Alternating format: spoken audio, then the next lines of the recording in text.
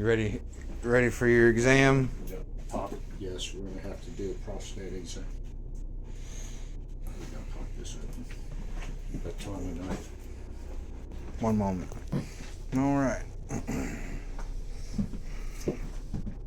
So get a good shot of that bead of silicone around the flange.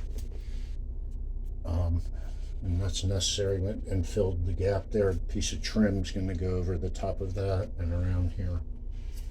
And then that's that. We're putting the finishing touches with tung oil because it's impervious to water. We're letting it soak in. We put another coat on. Just kind of drape it like that, and then rub it into the wood. Let it fall over and get on the sides of the wood as well, on the interior. Just rub it in real good.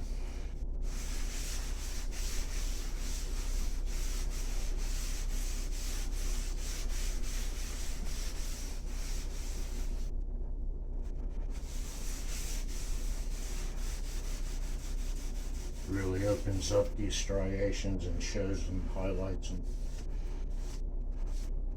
Getting hairs in here. That's so cool.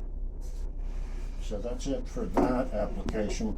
We'll let that soak in, give it another hour or so, and then make another application. All right.